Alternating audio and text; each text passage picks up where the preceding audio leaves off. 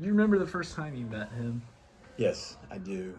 Um, his dad was taking a job here for the first time, and he actually was going to a middle school in Little Elm, and his dad came just to talk, and whatnot. And he brought Nigel up, and I started talking to Nigel. We're in the gym, and make a long story short, Nigel, you'll find out pretty quick that his his personality is pretty big, Mm. and I found out pretty early that his personality is big because he did not want to move to Melissa. He wanted to stay with his buddies in Little Elm, and he let me know pretty quick that he was staying there. Obviously, he moved and whatnot, um, but yes, man, he was obviously not as big as he is. He was kind of a thin kid, kind of looked like a basketball kid.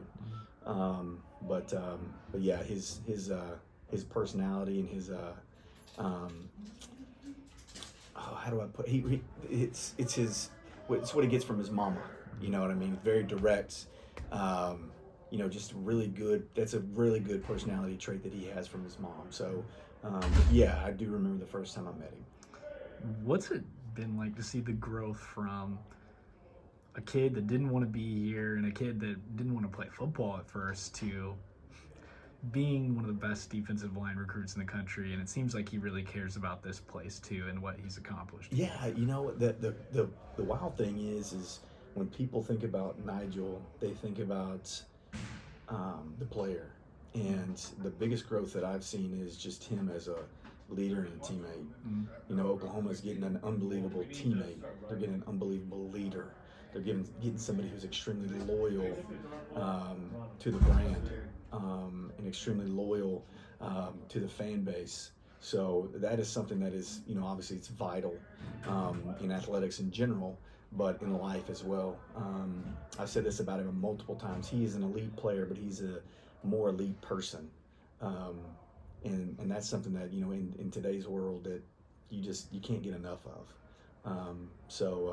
But yeah, he is, the growth for me is all about his leadership from a freshman to a senior.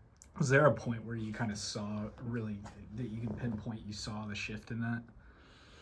I would say probably after his sophomore year. He's going into his junior year, and he just kind of just took over within the off-season program, within practice and things like that. He just kind of took that leadership role over.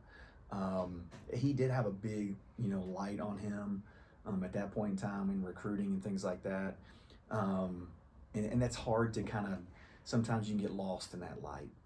He did not. He still had focused on, hey, I'm going to be a Melissa Cardinal. Here's my feet. My feet are in Melissa. I'm doing everything I possibly can to make Melissa great. And at the end of the day, he did. And what would you say?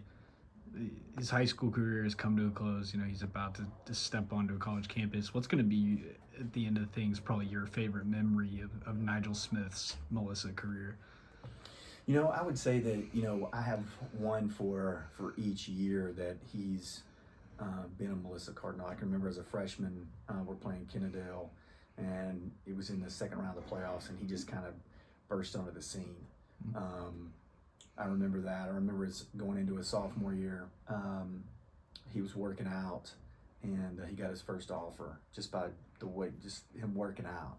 I remember his junior year kind of just realistically taking over ball games with who he is, and then his senior year, just his personality and just his overall care for other people.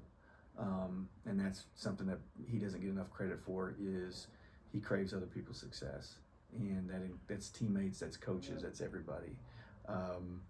We lost early on in his junior year, and he was the one that built my spirits up right after the game. And then we lost in the playoffs his senior year, and the first person that came to me was him. So I mean, that's something that I'll always remember is just that kind of bond that we had together, but something that he took a moment that he cared for me enough to come and say something special to me. What did he say? The first time he said it's all going to be okay. This is when he's a sophomore, junior. I can't remember what year it was. He put his hand, I was on my knee, and he put his hand on my shoulder and said, it's going to be okay. I promise you it's going to be all right. And he patted me on the back. And I needed it at that time. And then this year he gave me a big old hug and said, it's just been a great 4 years. I appreciate it. And once again, that was important for me at that time. Yeah, that's so cool.